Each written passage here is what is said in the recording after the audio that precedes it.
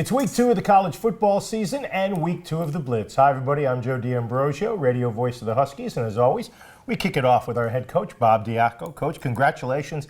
I thought a good performance, and I thought, to me at least, watching it from the radio booth, the best thing was the improvement you made from the first half to the second half. Yeah, I think that we're pleased with game one. The best part is that there's so much to coach and correct. And you're doing it with a win. And you're having, made a nice stride from last winter until the beginning of this season. So it looked like an improved football team. It was an improved football team. And we're still just on the very beginning of what we're going to be. So much good to talk about in that game. Let's start with the quarterback, Bryant Sheriffs, as we noted on the first edition of the Blitz. Hadn't played a competitive game, a full competitive game in a long time. Went the distance, and I thought got better. Was terrific on that first drive, and then continued to get better as the game went on. Yeah, he put us in good plays, in good situations. He managed the clock. Between him and a new center, there were no center quarterback exchange issues, which is fantastic. Made some nice throws, accurate passes. For the most part, didn't put the ball in jeopardy. A couple of those back shoulder throws, one was caught, one was ricocheted into the defender's hands. But other than just very small nuance target issues, and then made some plays with his legs. So it was very, very nice to see and well pleased. Breakout performance for number 80, the pride of Coventry, Tommy Myers. Had the 69-yard run that almost resulted in a touchdown run and catch. And then I thought a terrific play on to cap that first drive of the season. Oh, absolutely. He's made a great investment. He bleeds blue. He's changed his mind, body, and I don't know about spirit. He's always kind of bled blue. He's a fine young man and has always been. Great folks, great family. He'll probably, after that game, be the king of the farmers market there in Coventry. Defensively, it was great to see Luke Carrizzola back on the field and playing as well. And also, the senior from Xavier High in Middletown, Graham Stewart, might have had his best game as a Husky. Yeah, I agree. I thought Graham played great.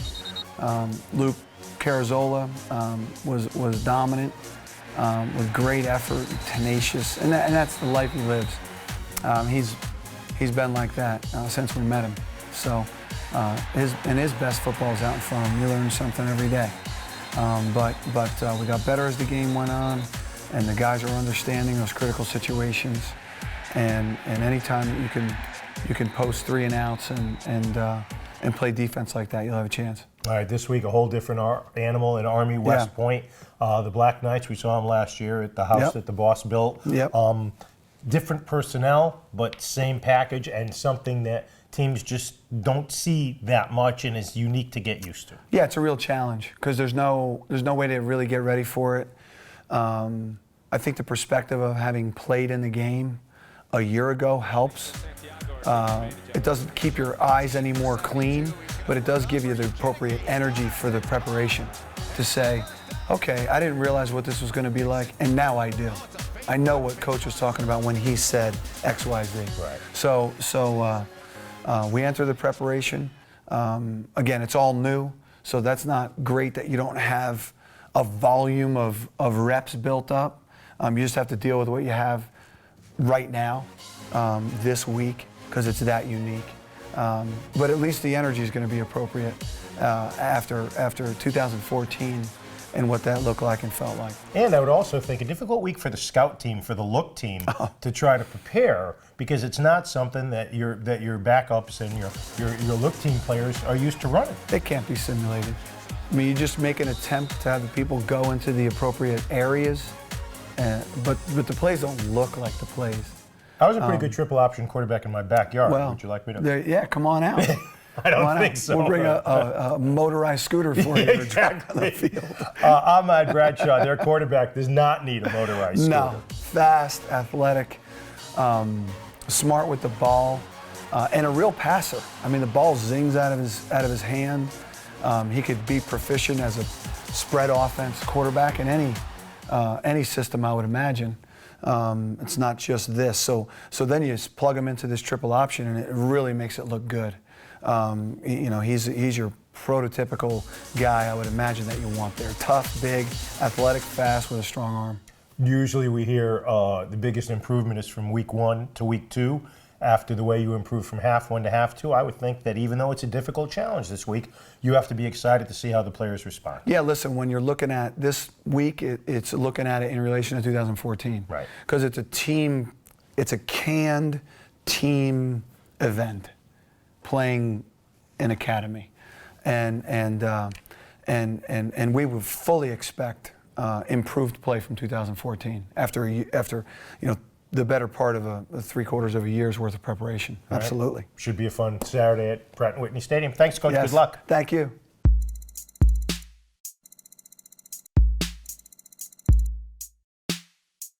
Time for a player profile, and it is an honor to welcome in the 300-pound fifth-year senior out of Fair Lawn, New Jersey, Tyler Samra. T-Sam, welcome. Thank you for having me. We had Andrew Adams on last week, so you're going to have to outdo his performance. That won't be too hard. Nice, I like it. Great effort by the offensive line against Villanova. What do you think was the best thing that you guys did that night? Running the ball, definitely.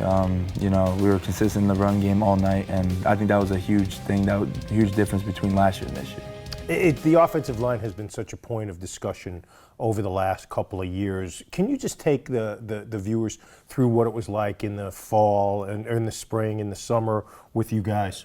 It was definitely a point of emphasis in running the ball this year, because last year obviously that was one of our down points of the offense, and everyone really built into the mentality that we need to run the ball so we can have a balanced attack on offense. Now, you had a new guy next to you to your left the other day in Brendan Veshery, first-time center. Did you kind of have to nurse him along a little bit? What was that like? No, he held his own very well, and him and Tommy Hopkins had a great first start, which was unbelievable. I knew going in that they were going to be great because, their preparation going into the first week.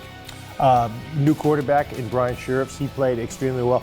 Talk a little bit, Tyler, about the relationship between Bryant and the offensive line. Does he buy you guys steaks like the pro quarterbacks do? No, he hasn't done that yet. I'm waiting on it. But he's been very good to us. He's very positive in everything we're doing, whether it's in practice or a game.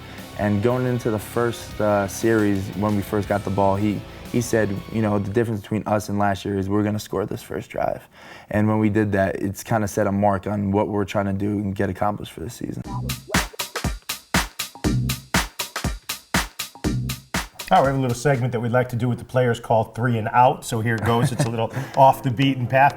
I know it's not quiche and kale, but what's your favorite pregame meal? Steak. How do you like it cooked? What do you like with it? Medium with pasta and potato. Really? Yep. Right, baked? Baked. All right, good. All right, so far we agree on that. If you weren't a football player, what sport would you play? Baseball. What position? Hopefully pitcher. Who's your favorite team? Yankees. That boy. Going well here. All right, you're from New Jersey, so the obvious question is Jets or Giants? Giants all the way. See, besides our size, we have a lot of things in common here. All right, let's talk about your teammates. Who is the loudest guy on the offensive line? On the offensive line, Rich Levy, definitely. Really? Yep. All the You way would on the not other think side that. you can hear him? Yep, you can It's hear not him. the archer next to you on the right? No, it's Rich Levy. You can hear that scream. I'm telling you. When you go against the D-line, when I get to go to practice, one of my favorite things I get to watch is when the O-line tries to block the D-line as they're trying to rush it. Who's the toughest guy you have to deal with on that defensive line? I mean, they're all very good players, but Well, we don't want the politically correct answer. Come on, give me one. I'd say Foley. Definitely Foley. He's, Coach Cummings trying to coach me going against him. It's always very tough. He has a great spin move. He's physically freakish, isn't he? Yeah, big. He's very big. And finally, last question. This is a big one. Who's the biggest eater on the team? Tommy Hopkins. Really? Yep. Freshman? I was hoping you'd give me like Newsom or something. Nope. Tommy Hopkins. Well, how much can he pack away? He can eat 3 solid big plates of pasta, and he'll still want more. Is that worth the nutrition stuff that you guys do? Absolutely not. Tyler Samra, you'll see him wearing number 60 at right guard on the offensive line for UConn. Tyler, thanks. Thank you so much.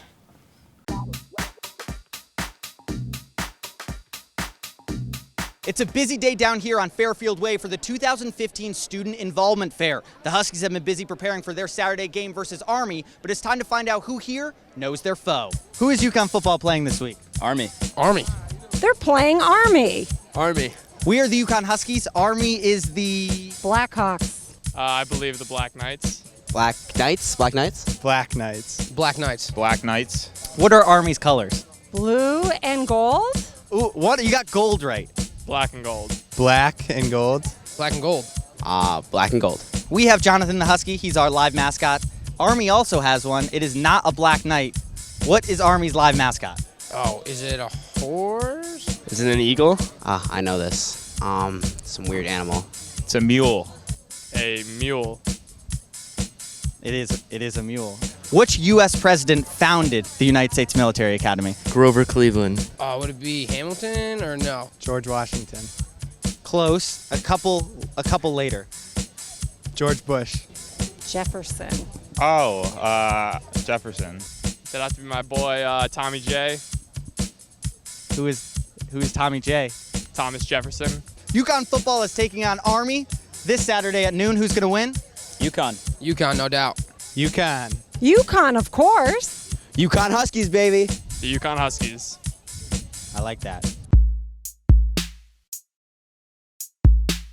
Now time for Inside the Press Box, and in our continuing effort to make me look small today, I bring in my friend Neill Ostrout, who covers the Huskies, both football and men's basketball, for the Journal-Inquirer of Manchester. Back on the beat this year after a little absence, big fella. How does it feel? It's good. John Silver's shoes were a little small, but I'm fitting in pretty well and learning where to go and where not to go again. So, you know. Where was your takeaway, Neil, from Game 1 against Villanova? I mean, any win at this point is a positive for the program. I think they know that. And, you know, obviously Villanova is a very good team even at that level. So, I mean, you know, some fans will look at it and say, oh, they only beat a 1AA or, you know, an FCS team by a few. But really pretty quality opponent, pretty good win. Obviously, holes and things to be worked on. But, you know, a decent effort to start for the Huskies. I said this earlier with when Bob Diaco was with us. I was impressed at the improvement they made from the first half to the second half, because the partisan crowd was not happy at halftime at P&W. Yeah, and absolutely.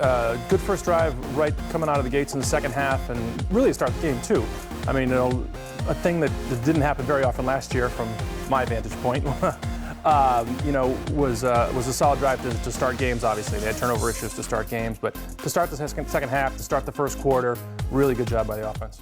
Much scrutiny will go on about Brian Sheriffs because that's the nature of the quarterback position. I thought he was steady and solid, not spectacular, and I think that's what UConn wants him to be, is steady and solid. Yeah, I mean, he's a game manager. I mean, he doesn't have the biggest arm. He has a good arm. He has a decent arm. You know, he can do what he has to do, but he comes in with a reputation as a game manager, and that's what we saw in scrimmages and in practice. He's not going to make the big mistake, or at least that's what the Huskies hope, I assume.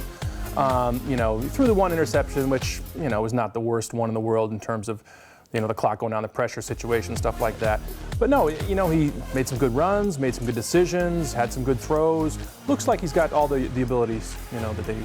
Saturday against Army, obviously a different animal, but I think the fact that most of the defensive players are back and they faced this triple option offense a year ago, plus it's not the same for Army because it's different players, I think that gives you kind of leg up as opposed to their prep a year ago. Absolutely. I mean, most of the players have seen it now.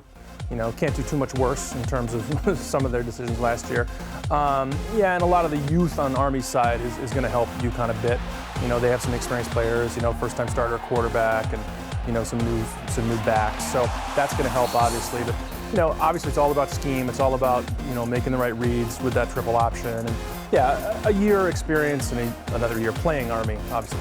And after this game, a 4-game gauntlet at Missouri, home against Navy, at Brigham Young, and at Central Florida. I think this makes this all 12 games, coaches will tell you, are critical, but I think this makes this a really critical game for the Huskies. Absolutely. I mean, would be first 2-0 start since 2008.